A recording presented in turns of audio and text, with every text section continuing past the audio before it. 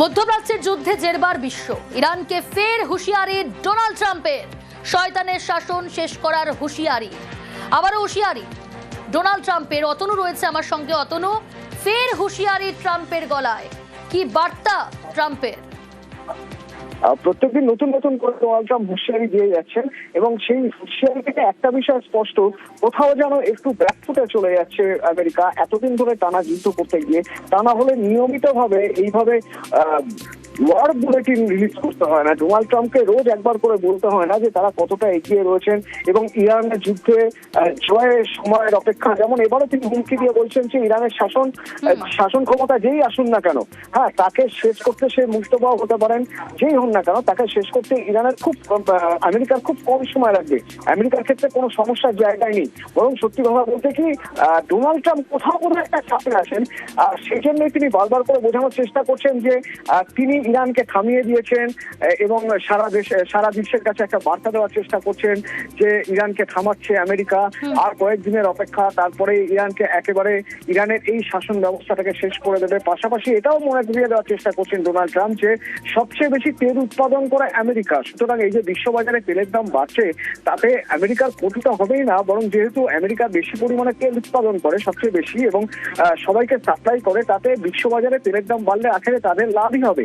সুতরাং ইরান যদি চায় যে বেশ কয়েকদিন যুদ্ধটাকে আরো টেনে নিয়ে যেতে, তাতে বিশ্ববাজারে তেলের সংকট আমেরিকাও চাপে পড়ে যাবে, তাহলে ইরান ভুল ভাবছে। সেটা প্রমাণ করার জন্য ডোনাল্ড ট্রাম্পের এই বক্তব্য। বেশ,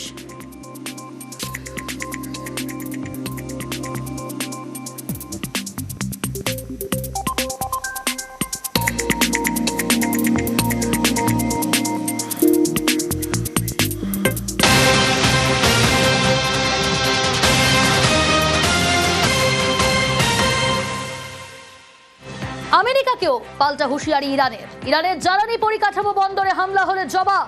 যেখান থেকে আমেরিকা তেল আমদানি করে সেখানেই টার্গেট। সেই সব তেল ও গ্যাসের কেন্দ্রে হামলা করবে ইরান। আমেরিকাকে চরম হুঁশিয়ারি ইরানের। অতনু রয়েছে আমার সঙ্গে প্রতিনিধি। অতনু, ইরানও চুপ করে থাকার নয়, এবার পাল্টা হুঁশিয়ারি আমেরিকাকেও। এর আগেও দেখেছি, এবার ফের সরাসরি হুঁশিয়ারি এবং জবাব দেওয়ার হুঁশিয়ারি। কারণ একটু আগে যখন আমরা কথা বলছিলাম, আমি তোমাকে বলছিলাম বা দর্শক আমরা জানাচ্ছিলাম যে আমেরিকা বারবার এটা বোঝানোর চেষ্টা করছে যে সবচেয়ে বেশি তেল উৎপাদন করে তারা, সুতরাং বিশ্ববাজারে তেলের দাম বাড়লে তাদেরই আজকে লাভ, তাদের এখানে কোনো ক্ষতি হবে না। ইরান যদি যুদ্ধটাকে আরো এগিয়ে নিয়ে যেতে চায়, তাতে আমেরিকার অন্তত কোনো ক্ষতি হবে না। কিন্তু ইরান পাল্টা হুমকি দিয়ে বলছে যে তেল উৎপাদনকারী, বিশ্বের সর্ববৃহৎ তেল উৎপাদনকারী দেশ হতে পারে আমেরিকা, কিন্তু তেল নিয়ে যাবে কোথা থেকে? যে যে জায়গায় তেল শোধনাগার রয়েছে বা যে যে জায়গা থেকে তেল নিয়ে যায় আমেরিকা, ঠিক সেই জায়গাগুলো আঘাত আনা হবে যাতে আমেরিকার এই তেল ব্যবসার মেরুদণ্ডটা ভেঙে দেওয়া যায়। বেশ, به دولت متجاوز و کلیه همپیمانان آن اخطار می‌دهیم. کوچکترین حمله به زیرساخت‌های انرژی و بنادر جمهوری اسلامی ایران پاسخ کوبنده و ویران کننده ما را به دنبال خواهد داشت. در صورت چنین تجاوزی همه زیرساخت‌های نفت و گاز منطقه که آمریکا و همپیمانان غربی در آن ذی‌نفع هستند به آتش کشیده می‌شود و দেশে পর্যাপ্ত পরিমাণে জ্বালানি মজুত রয়েছে, লোকসভায় দাঁড়িয়ে বললেন পেট্রোলিয়াম মন্ত্রী। অথচ তার মন্ত্রকের যুগ্ম সচিবের মুখে অন্য তথ্য। সুজাতা শর্মা সাংবাদিক বৈঠক করে বললেন পরিস্থিতি কঠিন, তবে জ্বালানির যোগান যাতে স্বাভাবিক থাকে তার জন্য সব রকমের চেষ্টা করছে কেন্দ্র। The Strait of Hormuz has been effectively closed to commercial shipping.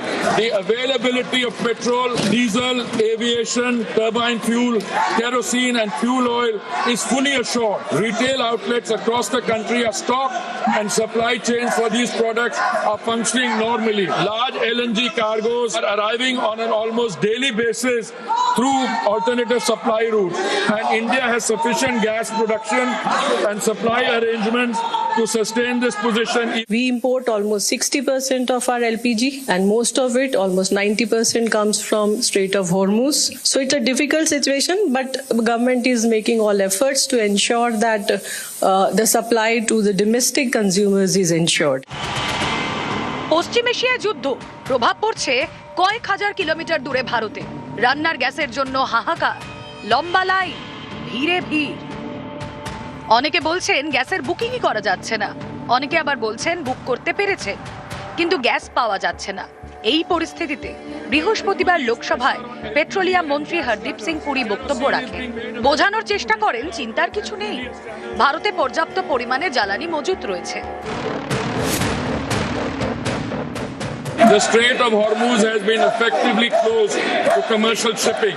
The availability of petrol, diesel, aviation, turbine fuel, kerosene and fuel oil is fully assured. Retail outlets across the country are stocked and supply chains for these products are functioning normally. Large LNG cargoes are arriving on an almost daily basis through alternative supply routes, and India has sufficient gas production and supply arrangements to sustain this position. মন্ত্রী বললেন লোকসভায়, তারপর সাংবাদিক বৈঠক করলেন তারই মন্ত্রকের যুগ্ম সচিব। সেখানে অন্য তথ্য। We import almost 60% of our LPG, and most of it, almost 90%, comes from Strait of Hormuz. So it's a difficult situation, but government is making all efforts to ensure that the supply to the domestic consumers is ensured. যুগ্ম সচিবের কথাতেই স্পষ্ট, পরিস্থিতি কঠিন বলেই দেশের মধ্যেই LPG উৎপাদনে জোর দিয়েছে কেন্দ্র। Ministry of Petroleum and Natural Gas directed all the refineries to maximize the production of LPG, and as a result of that, the production has increased. Now it is 28% of our domestic production.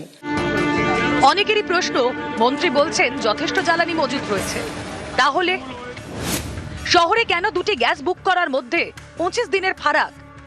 কেন গ্রামে এই ফারাক আরো 20 দিন বেশি? Large LNG cargoes are arriving on an almost daily basis through alternative supply route. A 25-day minimum booking period has been introduced as a demand management measure in urban areas and 45 days in rural and Durgam Kshetra areas. অনেকের এও প্রশ্ন, পরিস্থিতি স্বাভাবিক হলে জ্বালানি ইস্যুতে কেন 3 সদস্যের মন্ত্রী গোষ্ঠী করতে হয়েছে? মন্ত্রী এদিন বোঝানোর চেষ্টা করেন জ্বালানি যথেষ্ট মজুত রয়েছে, তাই বুকিং এর মতো ডেলিভারি সাইকেলও অপরিবর্তিত রাখা হচ্ছে, অর্থাৎ বুকিং করার 2.5 দিনের মধ্যে রান্নার গ্যাস পাওয়া যাবে। LPG production has been increased by 28%. The standard time for booking to delivery for domestic LPG cylinders remains 2.5 days unchanged. মন্ত্রী তো লোকসভায় দাঁড়িয়ে বললেন, কিন্তু বুকিং এর 2.5 দিনে কি সত্যি গ্যাস পাওয়া যাচ্ছে? গ্যাস পাচ্ছি না। আজকে 4 দিন আগেও করেছি, আগের মাসেও করেছি, এখনো পর্যন্ত গ্যাস আসেনি। বলছে ক্র্যাশেজ যাচ্ছে, মানে 2000 লোকের কি বলে রেকমেন্ড আছে, সেখানে 360 পিসি এসেছে। স্টপে করছি, কি করবো, কিছু করার নেই। নিউজ 18 বাংলা।